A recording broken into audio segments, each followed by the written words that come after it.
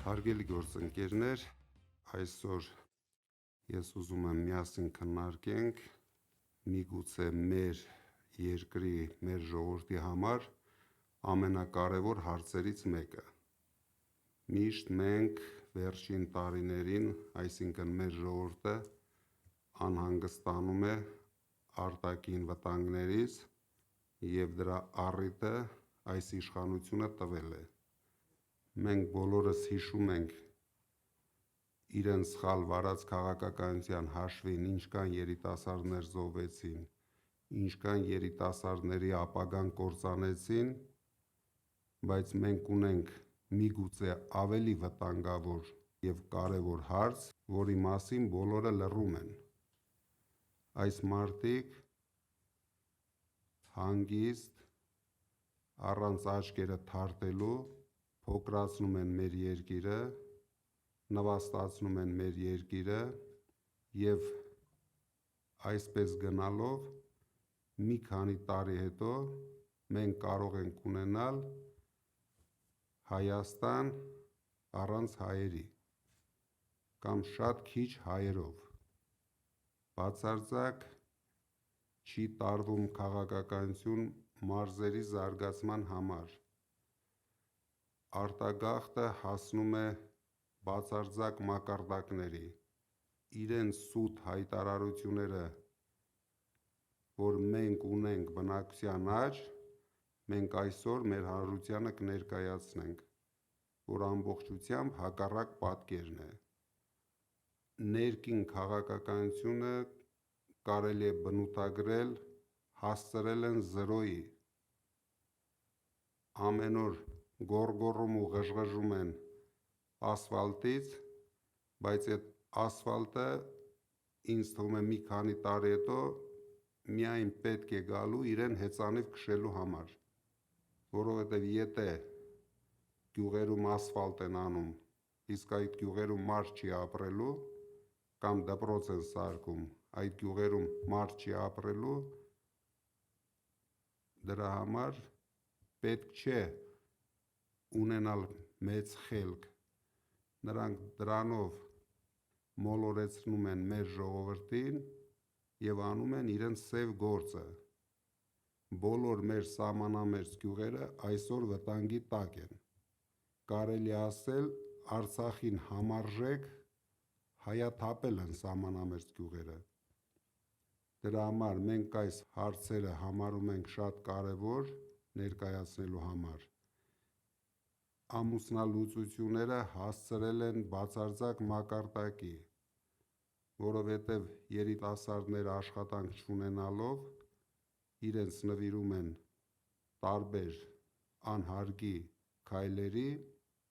և պրոբլեմ են սարքում իրենց ընտանիքների համար։ Ծնելիությունը նվազում է, այսինքն մեր երկիրը կամաց հայաթափվում է արտագաղթի հաշվին։ Ամեն ինչը այսօր նպաստում է, որ փոքրացնեն մեր երկիրը, քանի որ ես ուզում եմ նորից մեր հասարակության ուշադրությունը սևեռել 300,000 ադրբեջանցիների վրա։ Եթե մենք չկանգնեցնենք դա, շատ շուտով կհայտնվեն Հայաստանի տարբեր շրջաններում և առաջին հերթին Փաշինյանի կողմից ազատված սահմանամերձ շրջաններում և գյուղերում։ Մեր ժողովրդագրական տվյալները սարսափելի են։ Անպայման մեր համար այս հարցը, ժողովրդագրական հարցը կլինի ամենաթիրախային հարցերից մեկը և գնալով մենք ամեն ինչ անելու ենք երիտասարդ ընտանիքների համար, որպեսզի նրանք կարողանան շատ երեխա ունենան, լավ դաստիարակեն իրենց երեխաներին, լավ ապագա ստեղծեն իրենց երեխաների համար։ Ես կուզենայի, որ հիմա Գոհար Մելոյանը ներկայացներ ներկա վիճակը և ինչ ենք մենք առաջարկում այդ հարցերին լուծումներ տալու համար։ Պարոն Կարապետյան, շնորհակալ եմ խոսքի հնարավորության համար։ Հարգելի գործընկերներ, մենք վեր ենք հանել ժողովրդագրական դեմոգրաֆիկ խնդիրները մեր երկրում եւ վեր ենք լուծել, թե ինչ ունենք հողի վրա։ Իսկ այն, ինչ ունենք հողի վրա, ծայրահեղ անհանգստացնող է եւ մտահոգիչ, որովհետեւ հողի վրա մեր երկրում ծնունդները անկում են ապրել շուրջ 12%-ով։ Մեր երկրում ամուսնությունները անկում են ապրել շուրջ 7%-ով, ամուսնալուծությունները ավելացել են շուրջ 28%-ով։ Սա հիրավի մտահոգիչ է, որովհետև ընդհանրական առումով երկրի բնական աճը անկում է ապրել շուրջ 40%-ով։ Սա մի պատկեր է, որը մեզ գալիս է համոզելու, որ մեր երկրում դեմոգրաֆիկ ժողովրդագրական աճը հնարավոր է նաև նպատակաուղղված քաղաքականության հետևանք է, որը ազգային անվտանգության խնդիր կարող է դառնալ։ Հարգելի գործընկերներ, ինչպես տեսաք, հողի վրա մենք ունենք ահազանգող պատկեր ու հաշվի առնելով ի սկզբանե ժողովրդագրության կարևորությունը, մեր ուժը, իդեմ մեր առաջնորդ պարոն Կարապետյանի լրջագույն հեղափոխական տնտեսական առաջարկ արեց 300,000 աշխատատեղ, որովհետև այս 300,000 աշխատատեղերով մենք կարողանելու ենք մեր բնակչությանը պահել մարզերում եւ ամուսինները մնալու են իրենց ընտանիքներում։ Դրան ի լրումն առաջարկեցին 20,000 մաչելի բնակարան, եւ որը կնպաստի ընտանիքների զարգացմանը, բազմացմանը, ձևավորմանը։ Բայց սա դեռ մեկնարկն է։ Մենք ներկայացնում ենք մեր հեղափոխական առաջարկը, որը միտված է ժողովրդագրական աճին եւ այս լրջագույն խնդրի լուծմանը։ Մենք մեկնարկում ենք ազգային վերածննդի հիմնադրամ։ Ազգային վերածննդի հիմնադրամը մշակելու է պետական քաղաքականությունը, որով լուծվելու են այս լրջագույն ժողովրդագրական խնդիրները, սկսած ծնելիությունից վերջացված ամուսնալուծությունների այս թվաքանակի անկման նպաստող իրավիճակի ստեղծմանը։ Բայց լրջագույն առաջարկը կայանում է նրանում, որ մեր հիմնադրամը ունենալու է ընդամենը 30% պետական մասնակցելիություն, իսկ մնացած 70%-ը կազմակերպվելու է մեր գործընկերների միջոցների շնորհիվ ամբողջ աշխարհից։ Եվ սա կարող է կազմակերպվել բացառապես Ուժեղ Հայաստան դաշինքի կողմից։ Ասեմ ավելին, բացի այն, որ ազգային վերածննդի հիմնադրամը իրականացնելու է այս հեղափոխական փոփոխությունները ու մշակելու է միասնական քաղաքականություն, մենք նաև ունենք կոնկրետ առաջարկ։ Քանի որ այսօր հողի վրա այս իշխանությունը կատարել է փոփոխություն եւ միասնական ու նույնական է դարձրել նպաստները առաջինից մինչև անսահման երեխաների թվաքանակ, ինչը նախկինում տարբերվում էր, այսինքն առաջին, երկրորդ, երրորդ, չորրորդ, հինգերորդ երեխաների համար պետությունը տարբերակված նպաստեր տրամադրում, որպեսզի շահագրգռեր բազմազավակ ընտանիքների ավելացմանը։ Իրենք փոփոխություն են կատարել եւ սեպտեմբերի 1-ից անկախ ընտանիքի երեխայի քանակից կլինի դա 3-րդ ծնունդը, 4-րդ ծնունդը, 5-րդ ծնունդը, բոլորին տալու են նույնական նպաստ։ Ինչ ենք առաջարկում մենք։ Յուրաքանչյուր 4-րդ երեխա ծնունդի համար ստանալու է 2 միլիոն դրամ,